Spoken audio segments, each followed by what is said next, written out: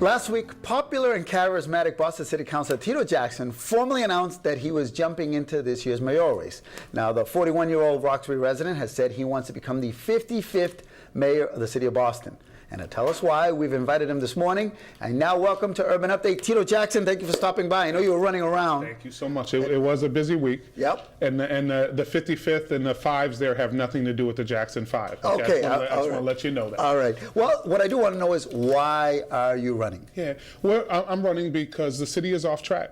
We've been paying attention to things like General Electric getting a $276 million package, the Olympics, as well as IndyCar, while retreating on, and actually this administration and the mayor, retreating on dealing with issues that people and most of the city actually care about. Our public education system has been underfunded for the past 3 years. This past year, there were cuts to autistic students by about 25%.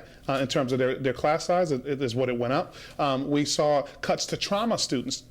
We don't have, we actually don't have nurses in every single school. In the Jackson administration, you will see us restore that funding. But in addition, you'll see K through 12, all of our students will be taking computer science. We will invest in our physical infrastructure. We will have counselors for our young people, so they are counseled and know what are taken care of. And so we have a lot that we can do in that space. But in addition, as we heard last night, people are saying that crime went down. Well, you know what? There's a 24% increase in crime in Mattapan, in shootings in Mattapan alone. And overall, Alberto, the real issue is that 50% of the people in the city make $35,000 or less, and we're leaving people behind, and folks are making really difficult decisions, being pushed out of our city because of their lack of affordable housing. And the great city for some is not a great city for all, and that's what it's all about. Are you about this Boston, a city of two tales? And can you explain that term? Because it seems like that's what you're talking about right now. Well, what I would say is there are, in Roxbury, there's 17% unemployment. In the state, there's 2.9% unemployment. In my district alone, I have part of Back Bay, and it goes to Roxbury. There is a 2-mile distance between the two places, but there's a 33-year difference in life expectancy. And so there are issues in terms of disparities, that are not only racial disparities, there are issues and disparities based on economic class. And as we build million and $5 million and $10 million condos, we are having people who can't afford the rents, who can afford a $4,000 two-bedroom apartment in the city of Boston. So people are being pushed out of the city from South Boston to East Boston, Roxbury, Dorchester, Mattapan, the city as a whole. And those are the types of issues that you need a mayor who's going to actually look at those issues, people making decisions about heat, rent, or medicine. Those are not the types of decisions that people should be making in the city of Boston. The one I grew up in, there's 7 of us, right? My parents were able to feed all of this, as well as 6 others, and actually stay in the city of Boston. We are losing and have lost our way.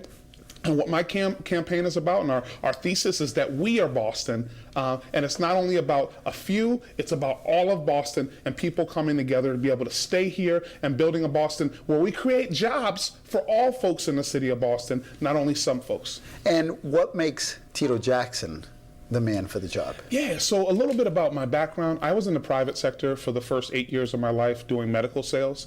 I have also, after that, I was part of a startup and actually understand the startup community. But then after that, I began my life in public service. I met someone who had never run for office before, named Deval Patrick, and I actually worked in the Patrick administration doing economic development. So I actually helped to bring jobs and companies to the state of Massachusetts. So when I look at it at a package like the General Electric package, where they're giving them, Alberto, and I know you might have a helicopter, and you might want to park on the publicly funded helipad, but the rest of us don't, right? So at the same time, we actually were at a meeting about a helipad or heliport in South Boston, where people were very angry in South Boston. That same night, I drove from South Boston to Roxbury to talk about closing a school in Mattapan and the Mattahunt School. We need to invest in education and our young people in the city of Boston. We need to make sure that we're taking care of our English language learner students, and we have many of our students, actually over half of our students are coming from other countries, which is awesome. 45% of our students are Latino. Amazing space that we have in our Boston public schools, which are the best, but you don't stay the best if you don't invest. All right. Well, thank you for stopping by. I know you got to run. We got the same helicopter. It's that G.I. Joe from 1975. Yeah, exactly. I have the but actually it was metal at the time. Exactly. See, he knows. That's the helicopter he's talking about. All right, man. I know you got to get you on your way on Sunday. Hold up right there, because coming up next, we will continue with this show. If you don't know about the Jewish Vocational Services, you will after this show. So we'll be right back right here on Urban Update.